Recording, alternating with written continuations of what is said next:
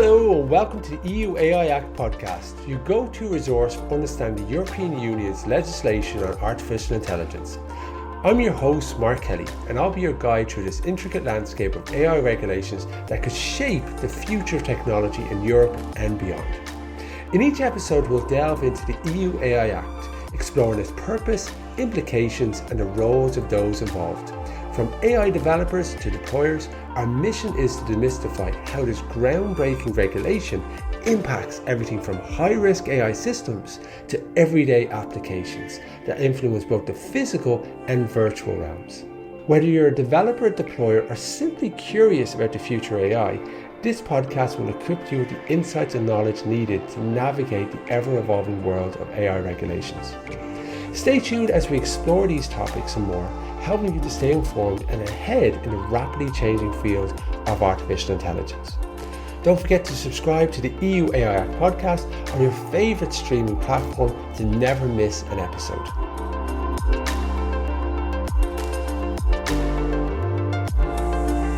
Hello everyone, it is Mark Kelly here. I hope you're doing really well wherever you are in the world. We are talking about the EU AI Act.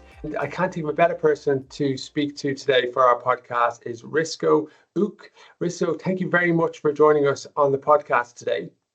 Yeah, thanks for having me. So Risto, I'm going to give a little bit of an overview about you. You are EU Research Lead and PhD Researcher, Future of Life Institute and KU Leuven.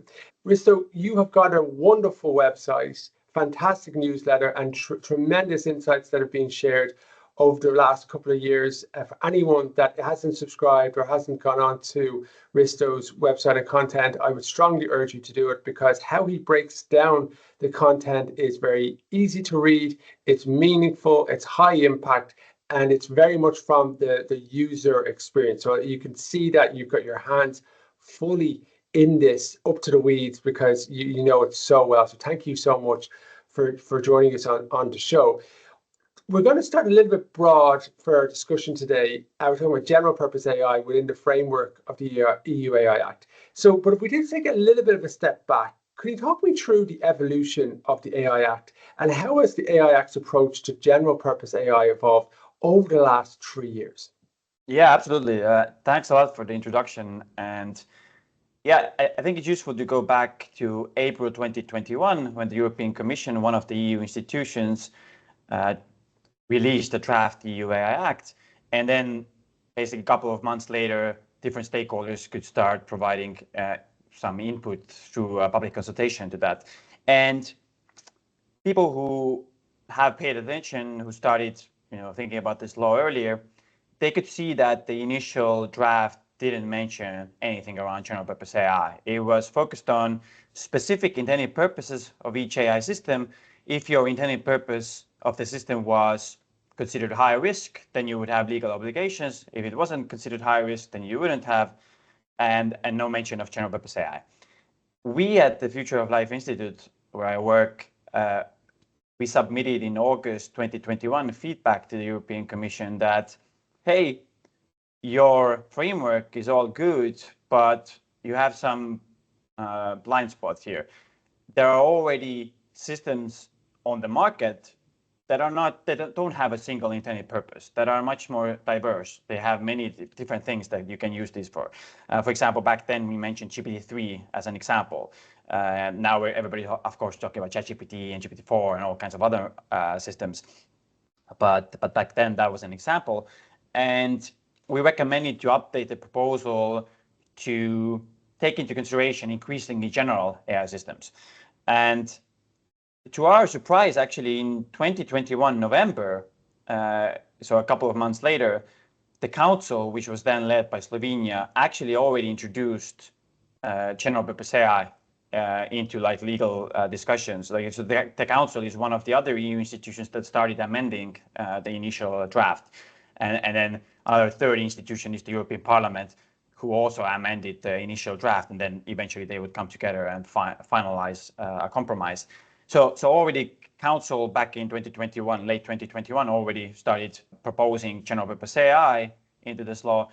But their approach was interesting in the sense that they said that this law shall not apply unless somebody puts the general purpose AI system into specific use. You give a specific intended purpose to the system, and then if the purpose is high risk, then you have legal obligations, the one that implements the AI system on the market. And if there's no high risk purpose, then no legal obligations. Anyway, just let me just continue through. So in March 22, the European Parliament, where one committee started also proposing ideas around general purpose AI. They actually sort of just copied what the Council was doing and proposed those during the European Parliament negotiation side. Then in May 22, things changed quite a bit. Back then, the Council was led by France, and they introduced quite serious requirements on general purpose AI. So they said that basically the providers of general purpose AI systems, they have to comply with a bunch of different requirements from the high risk list. They didn't include everything from the high risk list, but most or many provisions they copied from the high risk list and said that providers of general purpose AI systems also shall comply with these. One interesting thing one exception that they introduced back then was that SMEs would not be in scope, they would be exempt. So if they had general purpose AI systems, they wouldn't have to comply with anything. And so in June 22, a committee in the European Parliament also, again, copied the Council approach. They removed the SME exemption. That was like one addition that they did. I think they also introduced a new requirement that the providers would have to do some reasonably foreseeable misuse analysis, something like that. They added, but it was essentially quite similar to the Council. And then in December 22, the Council, they finalized their position. They included general purpose AI in the scope.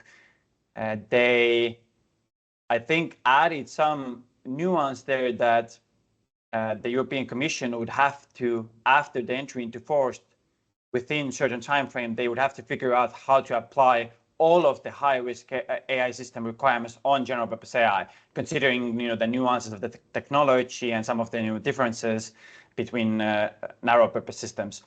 So that was the Council position. And in June 2023, the Parliament finalized their position. Instead of going with the general purpose AI system language, they decided to go with the foundation model language. And there they had more tailored approach. They didn't just copy the high risk requirements, they had slightly more tailored ones. But from the perspective of many actors, they also had actually much more serious requirements on the providers. They said things like, hey, the provider have to ensure throughout the life cycle adequate levels basically of like interpretability, safety, corrigibility, a lot of different things they included in the scope. So that was the Parliament position. And now the Council, the Commission, the Parliament, they all came together, started negotiating, finding ways to have a compromise here. An interesting thing happened in November 2023, where negotiations entirely broke down as a couple of large member states decided that they don't want to regulate foundation models at all. Like if foundation models are regulated, then we don't accept the AI Act. So these were France, Italy, and Germany. And they, for some stakeholders, people thought that, hey, the AI Act might not like work out at all. Like this doesn't work out. But in December 23, people came together. They had this marathon AI Act trialogue negotiation, like, I don't know, 30 plus hours. Everybody was sleep deprived. They were able to find a compromise. And well, the compromise definitely from the perspective of the Parliament position was much weaker. It wasn't, many things were thrown out. But they did find a compromise and general purpose AI provisions were accepted.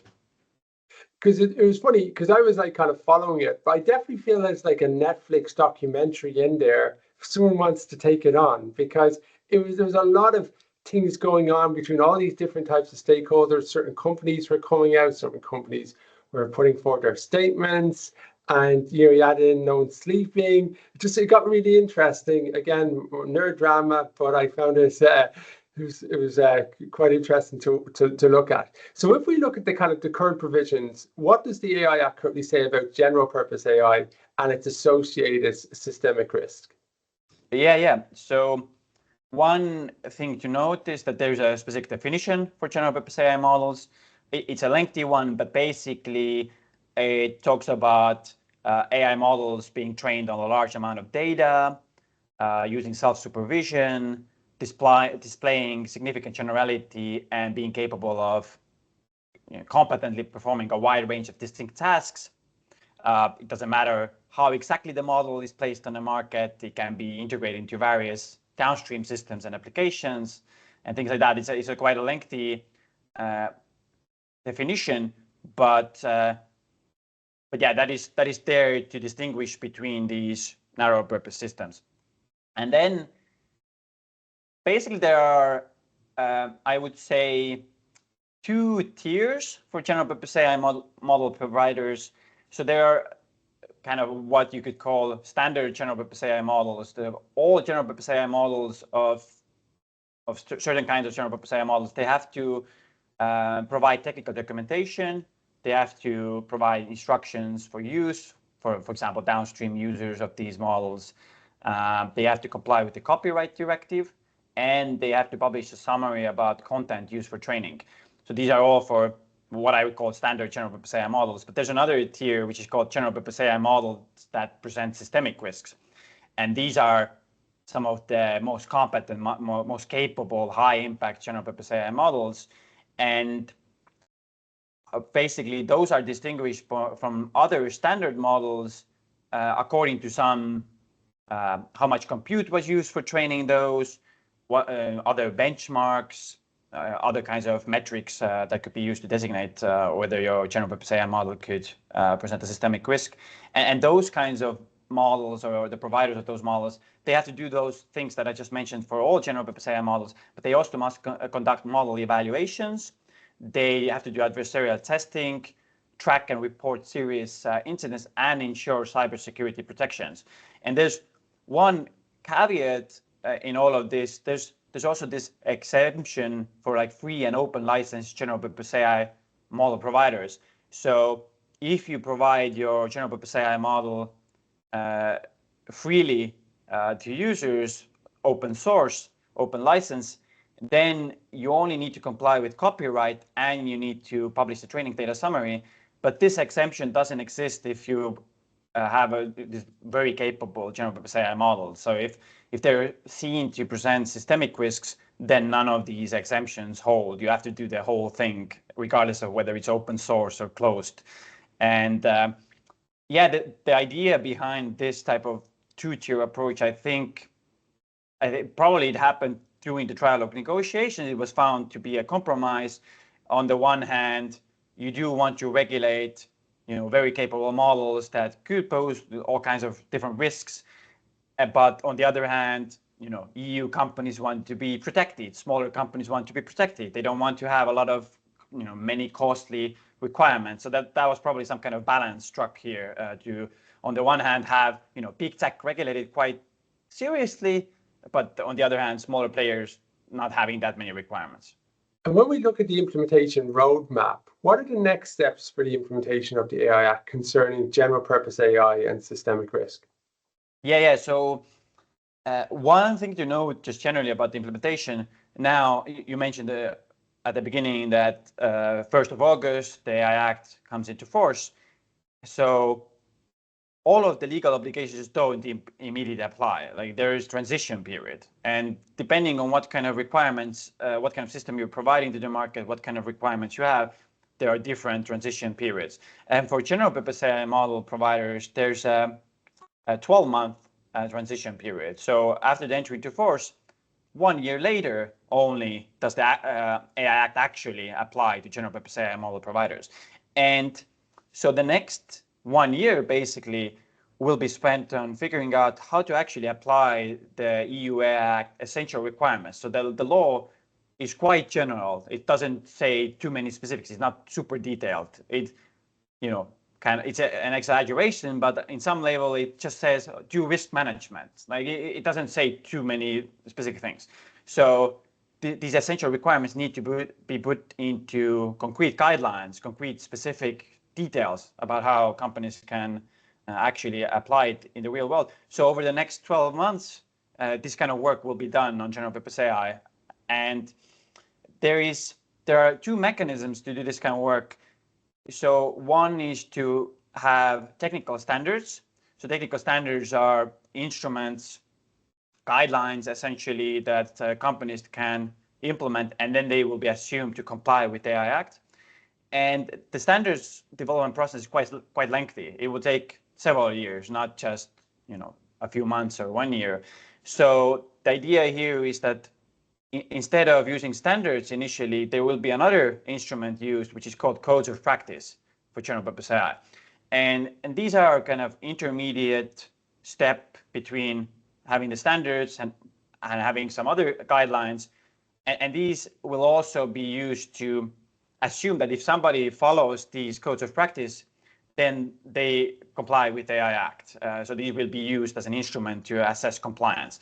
And so basically, yeah, from now or like maybe next month or the month after, this work will start. Companies and other actors, civil society, academics, they will be part of drafting specific guidelines. So what these guidelines will have, they will have things like concrete commitments for companies, key measures that they have to implement, performance indicators. How do we assess how well they have actually implemented? So perhaps, for example, 1 year later, we look at how well these companies implement the AI Act.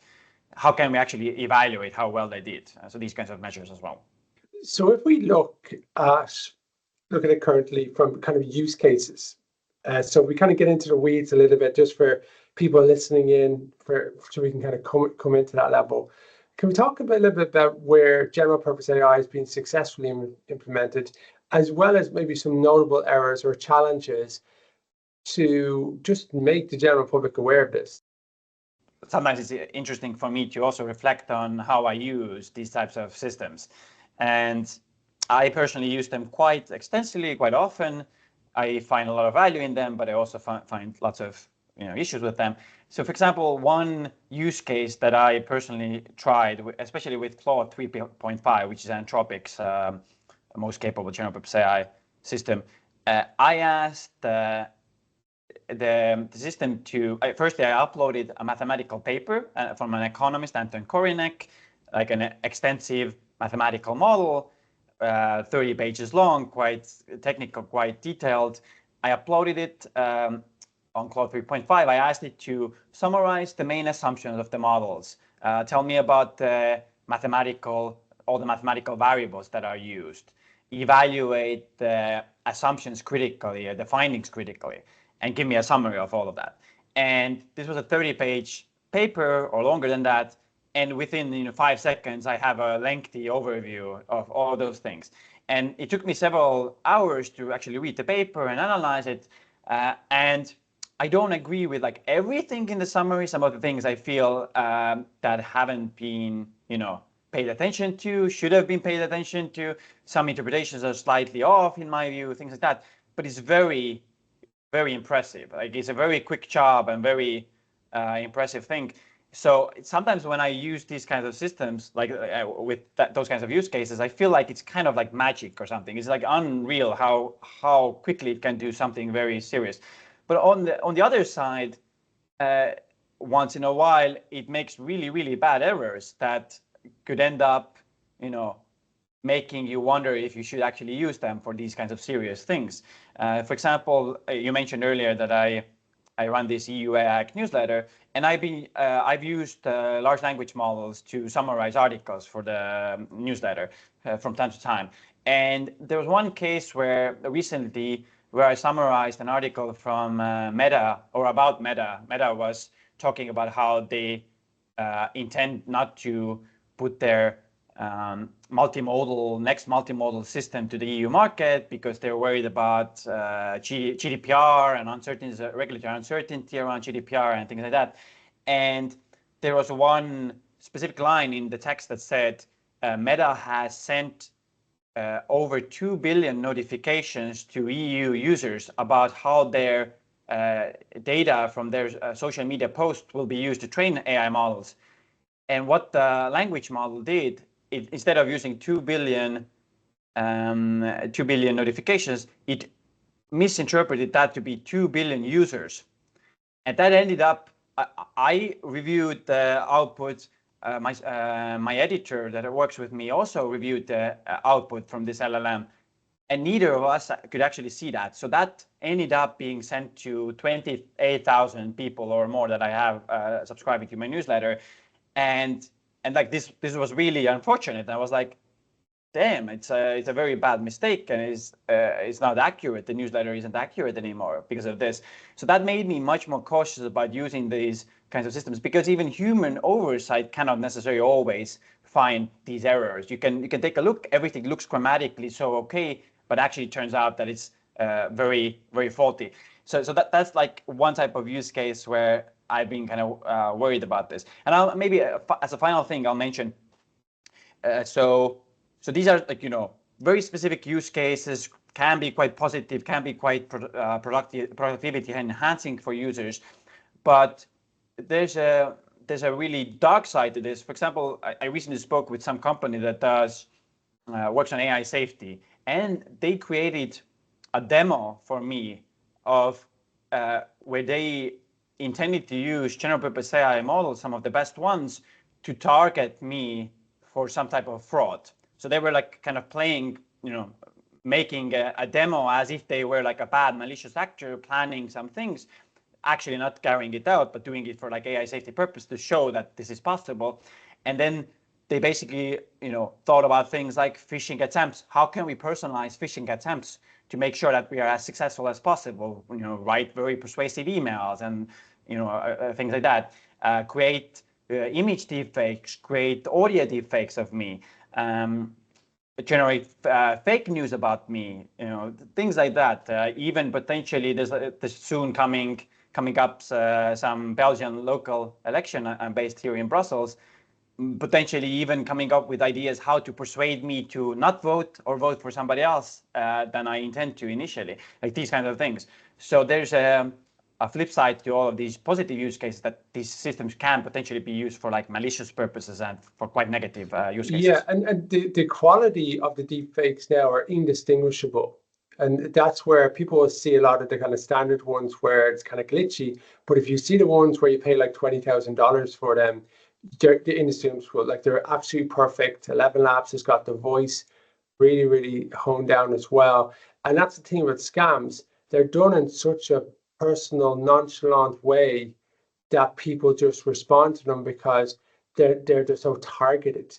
But then on the flip side, that's how you can create these incredible content pieces, contract reviews, that is so helpful as well. So it's like everything. If you're going to have a knife, the vast majority of people are going to butter bread with it, but there's going to be people that are going to use it in a negative way.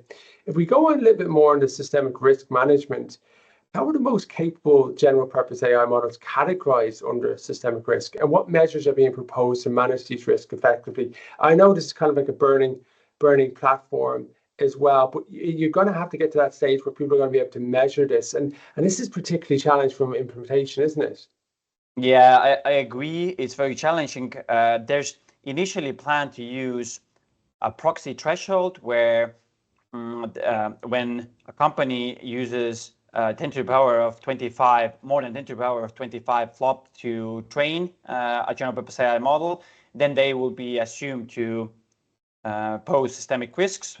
And I've been talking with some stakeholders about how many models could potentially be captured with this type of threshold.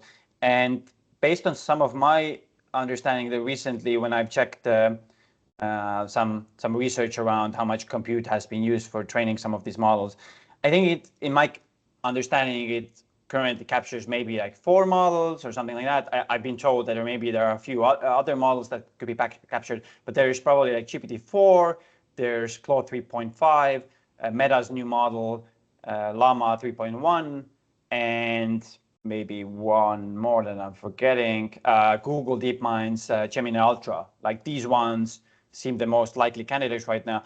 But everybody understands that these kinds of compute thresholds, even though they're simplistic and kind of neat, their specific thresholds, and seems like they can be used quite clearly. People are talking about other kinds of metrics. Going forward, these thresholds can be amended, they can be changed, new indicators can be used. For example, evaluation benchmarks, whether some type of AI system is seen through evaluation to pose certain kinds of risks, certain kinds of capabilities, like really good persuasion abilities, for example, that could have implications for elections and democratic processes and things like that. So these kind of things can be assessed. Experts can be part of this process. For example, there's a new institution being set up called the Scientific Panel, and they can send what is called a qualified alert to the AI office to indicate that, hey, they think that some model should actually be designated under the systemic risk category. So there's a lot of work in this space to be done, figuring out how to actually, what kind of metrics to use. But it's quite nuanced. It's not just the compute threshold, even though that can be a good initial proxy. There's a lot of other options. And maybe in terms of risk management, I would say I talked a little bit about the code of practice and things like that. I would just highlight that a lot of stakeholders are already starting a lot of interesting research in this space, trying to figure out what kind of risk mitigation measures could be effective, what kind of risks should be focused on, things like that. And we at the Future of Life Institute are also doing this type of research.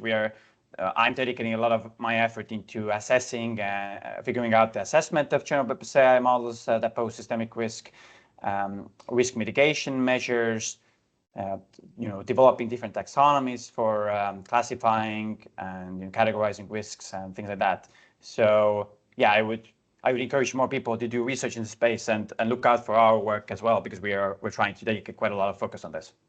Thank you very much, Risto. You've provided so much value in such a little amount of time. I hope you will join us in the future episodes to delve into a bit more detail on your research and some of the great work that's actually happening in there as well. So as I mentioned at the start of the show, I'd strongly recommend that you join up on the newsletter, check out his website where there's some fantastic insights shared in really short snippets to make it manageable.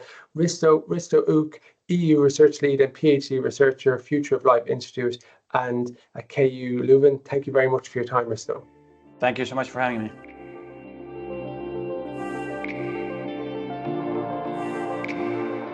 If you're as passionate about the intersection of AI and regulation as we are, then you'll want to dive deeper. That's why I'm excited to introduce the EU AI Act online course.